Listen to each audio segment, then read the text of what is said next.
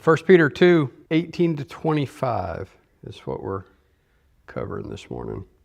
The rest of chapter 2. All right. Starting out in verse 18. I think we'd already talked about the first part of this, didn't we? Servants, be submissive to your masters with all fear. And we talked about slaves and masters and how in the New Testament time that wasn't like we think of it from our more recent history. So he says, servants, be submissive to your masters with all fear, not only to the good and gentle, but also to the harsh. So what's the point there when he says not only to the good and gentle, but also to the harsh? To the harsh. What is that? What's the point there? Even if you're being treated bad, you still do what you should do. Right. The Greek word there translated harsh means crooked or corrupt. So, in other words, you're working for somebody that's not treating you right. They're not a moral person and they don't treat you right. So, what are you supposed to do? You're supposed to do what you're supposed to do, right? You doing a good job, whatever that job is, you doing a good job is right. And it's irrelevant. It's one of the main points of this section that we're going to see in this passage is that doing the right thing doesn't depend on how we're treated. That somebody treating me right doesn't determine whether or not I do the right thing in response to them. It's irrelevant. I'm supposed to do the right thing. That's the point there when he says, but also to the harsh, right? You're supposed to perform your service in a way that glorifies God. Doesn't matter how somebody else treats you, that's what you're supposed to do. So do that. So that's what Peter says, not only to the good. You want to do a good job for somebody that's good to you, right? When somebody is good to you, they treat you right, appreciate the things that you do for them, they appreciate your service, they appreciate the fact that you do a good job. It's easy to do well for somebody like that, isn't it?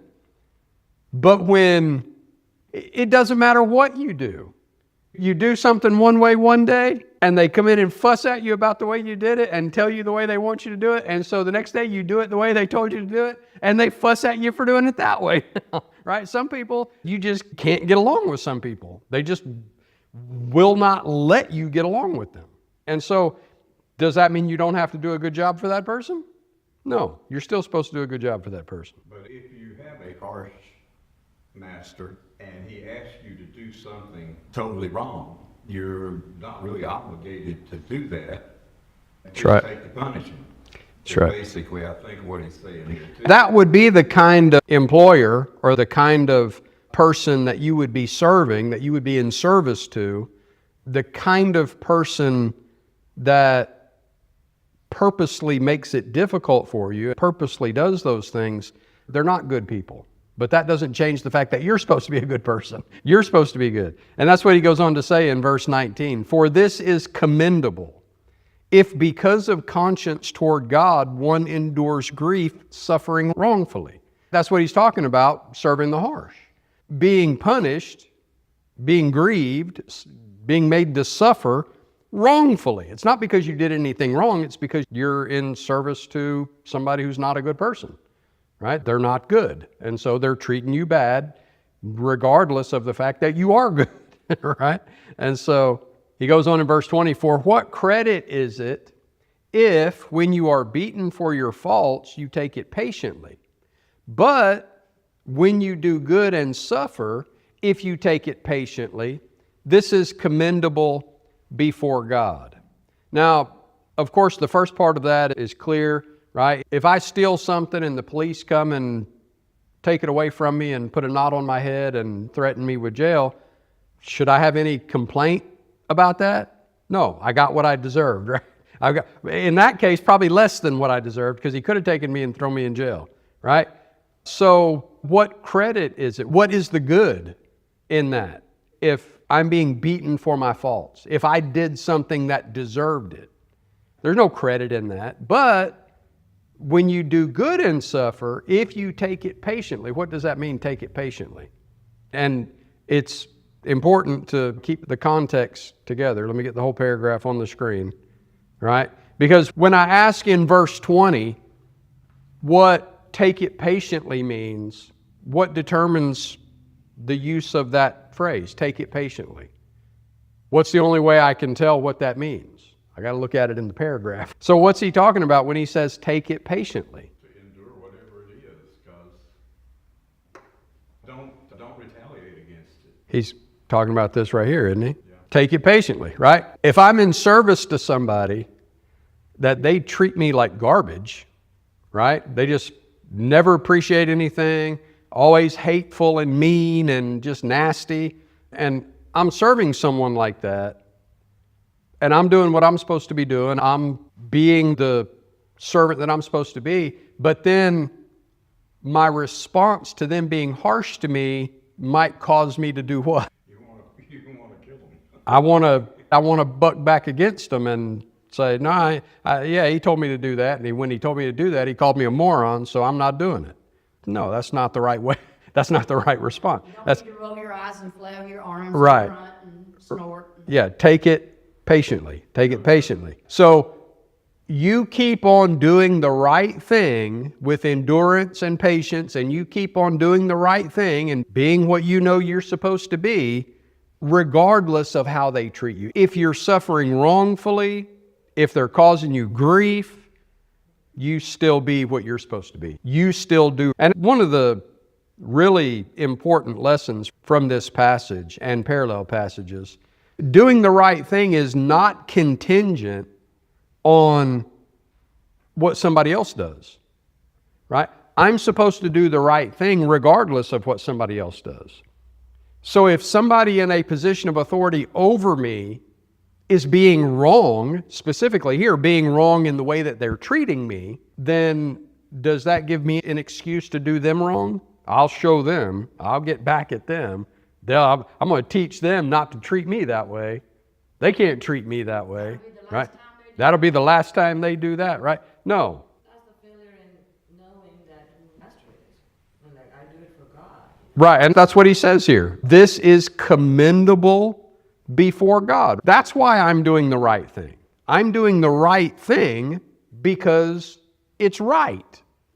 And I want to be right. I want to be commendable to God for as a person that does the right thing. That whatever the situation is, even if it's going to bring me grief, I'm still going to do the right thing, right? And the person that is being the bad guy, sometimes because of how you react and act around them, it confuses them and it makes them think, and sometimes they might change their ways just because you've treated them fair no matter what they did to you. Sometimes. It happens. Yeah, great examples in the Bible go back to Joseph. Joseph is the first one that I thought of.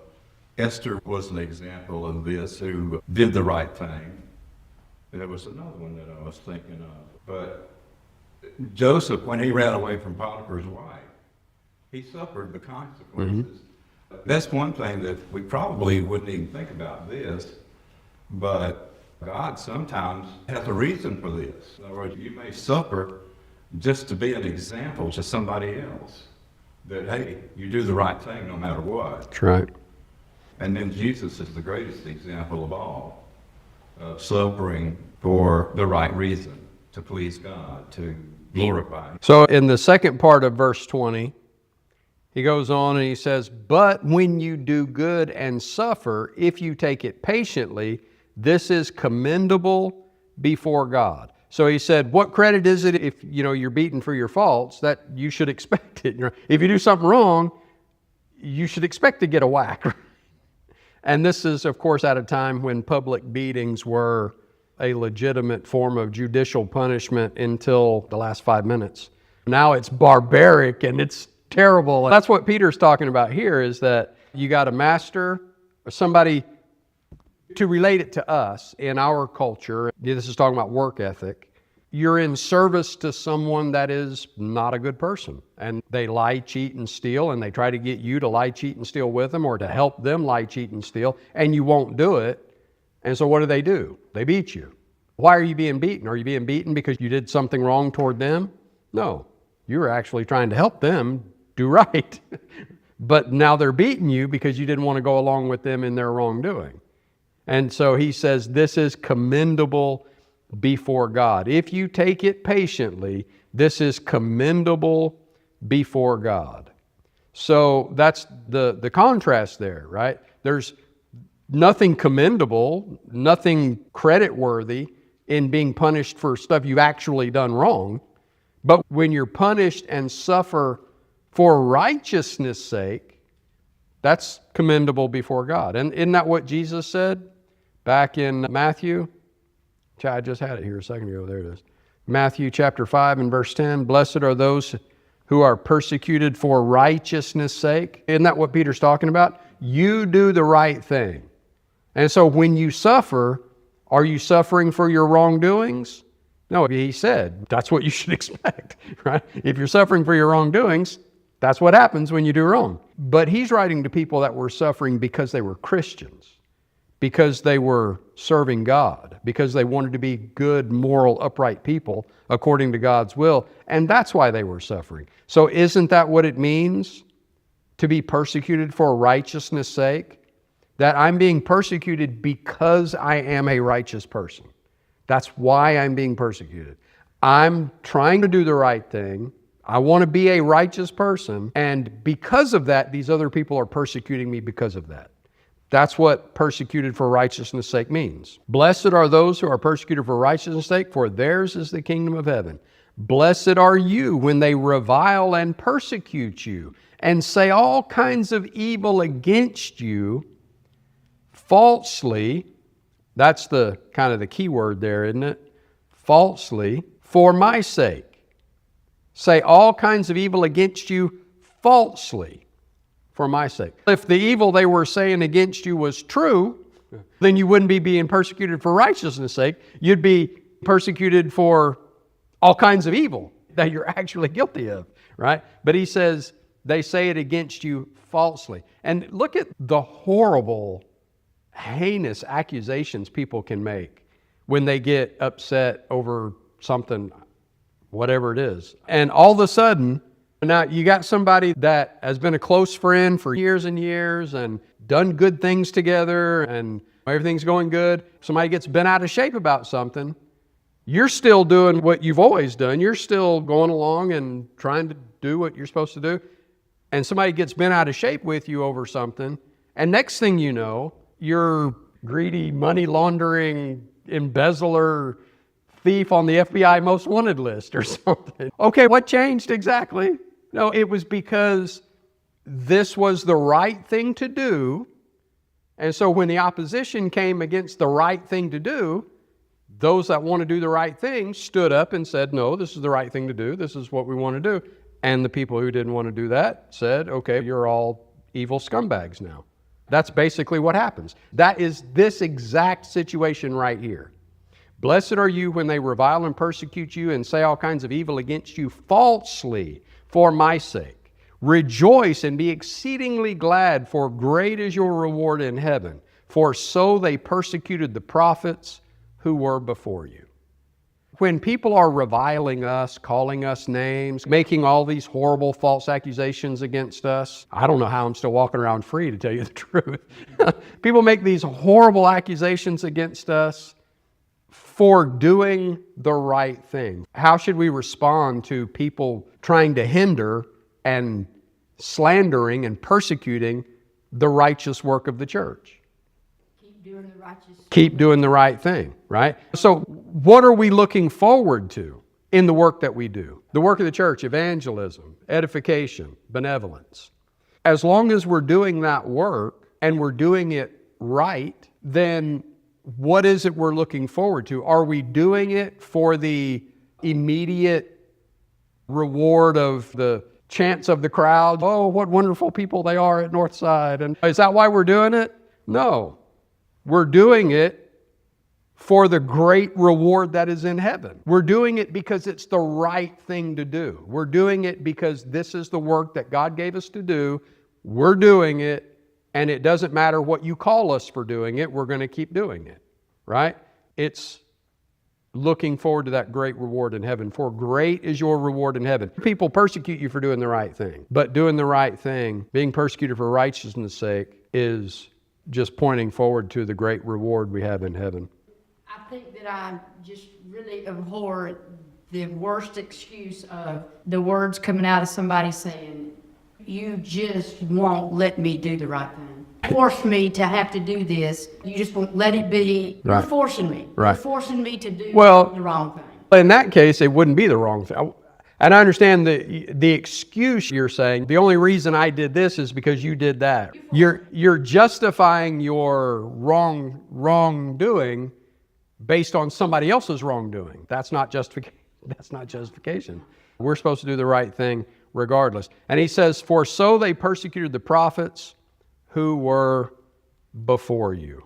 When we find ourselves in a situation where we're being persecuted, we're being attacked and persecuted, reviled, slandered, blasphemed, however you want to say it. What's the point Jesus makes there when he says, for so they persecuted the prophets who were before you? You're in good company. Why? Yeah, that's exactly right. You're in good company. Why were the prophets persecuted? What were the prophets doing that got them persecuted? The will of God. The will of God. That's exactly right. They were speaking God's word. They were telling the people what God said. If things are going too easy and you're not running into things and things are not getting bumped around a few times, you might want to recheck what you're doing because maybe you ain't on the right track. That's right. Jesus told Satan, it is written, every time it is written. It is written, that's And right. Paul would reason. His idea of going into the synagogue on the Sabbath was to reason with them. And they would still stone him and they would still put him in prison because he was telling the truth. And if they're going to reject the truth, you're going to be suffering for it if you're telling the truth. But then he went to prison and helped convert other people. So didn't stop. Going on in verse 21, he says, for to this you were called. To this. For to this you were called. What is the to this that we're called? Matthew 16:24. Then Jesus says to his disciples, if anyone desires to come after me, let him deny himself and take up his cross and follow me. That is the gospel's call. Follow Christ. And what is the hope of our calling? That call to follow Christ, to be a Christian, to follow Christ, to be a disciple of Christ. That's what the gospel calls us to. What is the hope of that calling? Because here, Peter's talking about suffering. He's talking about you're following Christ and you're suffering because you're following Christ. Okay, then what is the motivation for me to keep following Christ? If I'm following Christ and people are persecuting me for it, then why not just quit following Christ and end the persecution? What's the motivation? He says, for to this you were called. Well, to what were we called? We see here that we're called to follow Jesus, to deny ourselves.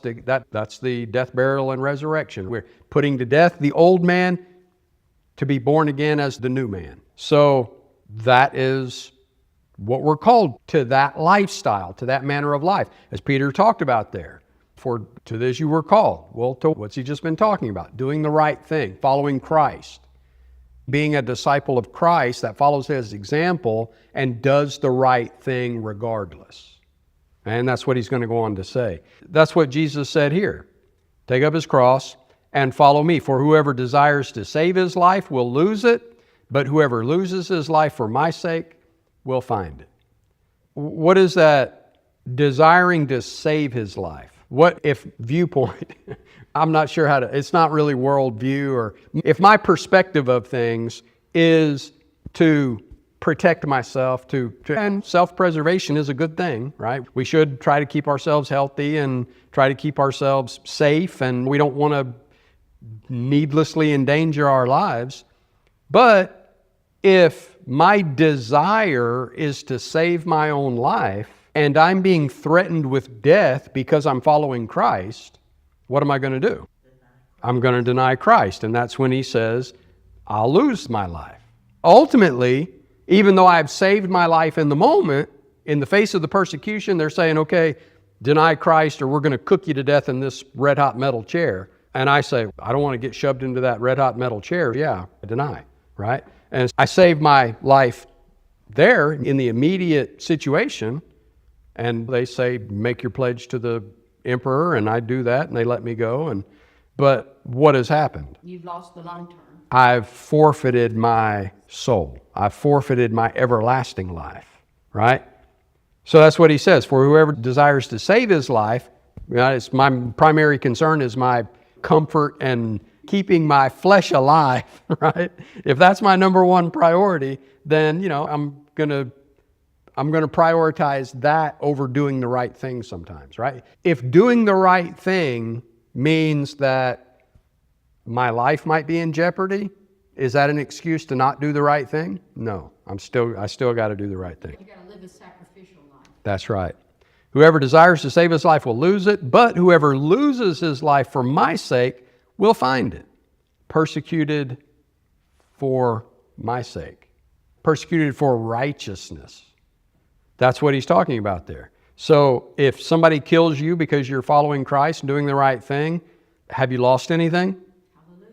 That's right. Send me on to glory. You're not really doing me a favor.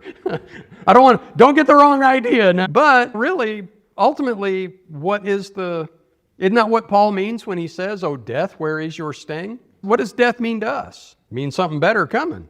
Go ahead and attain your goal, then. That's right. Paul said, is that in this situation where I'm having to make an effort to stay alive, right? If I just sit here in my confinement and just don't say anything and don't make a defense and just let them execute me, then I'll go on to be with the Lord, which is far better. But to remain, he says, is beneficial for you, for the church. So he said he was hard pressed between the two. Like that's a difficult decision, right? Do I want to defend my life in the legal system to make my case to defend myself? Or do I want to just let Rome go ahead and kill me and send me on to the Lord, which is far better? And what did Paul choose? He chose the right thing, to continue suffering the persecution for the cause of Christ because it was beneficial to the church, right? He was building up the church. But I think that should be our attitude when we're in a situation where we're facing death. Don't do me any favors, right? I'm so sick of this old world. I'm ready to go. I want to hear the trumpet right now. Wouldn't it be awesome if the Lord came back right now while we are at worship? Wouldn't that be awesome? I would love it to happen right now. What do a lot of people say when you say that? I'm ready for the Lord to come back right now. Not yet. Right. I got people I'm trying to reach. What are you waiting on? What's the holdup? We know he could come back before I finish the statement. He could come back tonight, tomorrow. He could come back any time.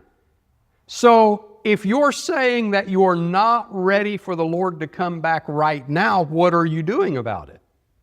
What are you doing about being in a condition that you're good with the Lord coming back right now? If there's people you need to talk to, you better go talk to them, because you don't know if you're going to get another chance. I can't tell you how many times I've heard that. Oh, no, my brother's not a Christian, or my aunt, or whatever. They say, my cousins, or whatever. That I want more time to reach them. Or even things less righteous, I guess.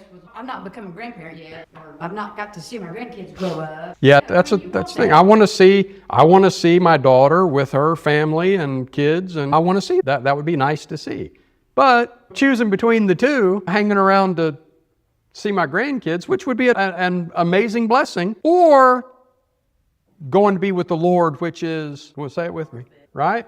There's some great things in this life, some things that give us wonderful joy. And that's what God intended for us. God intended for us to enjoy this world that He made for us, to enjoy the blessings of life in this world, family and fellowship and all the good things that we enjoy. God wants us to enjoy those things, so that's certainly a good thing to look forward to. But to say, I don't want the Lord to come back right now because Donna's not married yet. What difference does it make if she's married or not if the Lord comes back? Go ahead. That's what I was going to say. If the Lord comes back, she's going to be up there. That would be the joy, right? What greater joy could there be than to, in the day of judgment, see in the great assembly of saved people your family and loved ones and people you successfully influenced to be there. I can't think of a greater joy than that. I don't think we should be able to think of a greater joy than that. And any souls that God's gonna send to people in the way of babies, they're gonna be up there too. We're not gonna really have husband, wife, daughter, son up there. Our soul doesn't exist before our body does. It's just the way you said that, sending the soul. God makes it. Yeah, it's part of the, That's what yeah. That's what I'm trying to say. God forms this, and He could do anything. This is the way that I think of it. That when God created human beings, He created us in a way that in our reproductive process, we reproduce human souls. It's part of the procreative process, is that when human beings procreate and produce another human being, part of that creative process is that it creates a human soul. So I think it's the Mormon Church has this doctrine about the well of souls, and that's where black people come from. I don't know if y'all knew that or not. That according to the Mormons, the souls in the well of souls that went along with the devil in his rebellion were cursed, and they're black souls. And black people are those cursed souls from the rebellion against God. That's Mormon doctrine. I don't know how black people can be Mormons. But anyway, it's that idea of the well of souls, that there's this, I guess, stockpile of souls that, when a woman becomes pregnant, that God sends a soul from that well of souls to that. Yeah. That's when the closer well of souls to the truth would be that we are the well of souls. We are the ones producing the souls that will populate heaven. Yeah, those things that He set in order. That's one of those things. That's right. Set in order. That's right. Just like the trees grow and the grass grows. That's right. The skies change. That just moves forward and goes on, and He's not swiping His hand for every event that happens. Right. It's set in place. That's right. See, isn't that the significance of Christ sitting down at the right hand of God after He ascended back to heaven and offered His blood? And then it says He sat down on the throne at the right hand of God. What do you do when you sit down? It means you're done. You've completed your work, you're sitting down, right?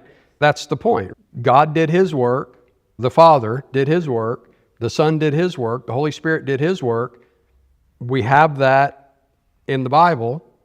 And so now, whose part is it? God has done His part. Now I have to do my part. That's verse 21 going on. For to this you were called, that is to be Christians, because Christ also suffered for us. The only reason we have the calling of the gospel is because Jesus was persecuted for righteousness' sake.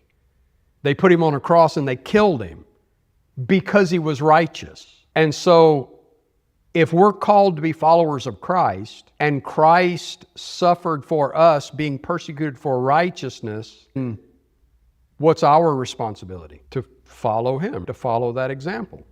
Did He compromise when His life was put in danger? No. And He lost His life, but they killed Him. They killed Him, and then He was raised the third day. So Christ also suffered for us, leaving us an example that you should follow His steps, who committed no sin, nor was deceit found in His mouth. That is, He was upright. He was being persecuted for righteousness' sake. He had done no evil. He was being persecuted for righteousness. He was asking for forgiveness for the people that were against Him. Who, when He was reviled, did not revile in return, but when He suffered, He did not threaten, but committed Himself to Him who judges righteously, who Himself bore our sins in His own body on the tree, that we, having died to... So see, we've already died. And now we're living the resurrected life in Christ. So the life that I now live in the flesh, by faith in the Son of God who loved me and gave Himself for me, Galatians 2:20, that life doesn't belong to me anyway. The life that belonged to me, I willingly gave it up. and I buried that guy so that the life that I now live is by the will of God, right? And so if in living the new life that God gave me, the world wants to persecute me and even kill me, how should I react to that? Jesus died on the cross, and if, these wicked people want to kill me, I'll follow the example of Christ, right? We can't compromise. We can't waver in our convictions. You remember when we were going through the Gospels, and I kept saying, and I'd point out these examples that I called extreme commitment. Christ requires extreme commitment. Commitment to the point that nothing else matters. That's extreme commitment. Isn't that what he's saying right here? That this is the degree of our commitment to Christ. And most of the time, our commitment stops at the point of, I'm uncomfortable. Yeah, that's about right, yeah. For you were like sheep going astray,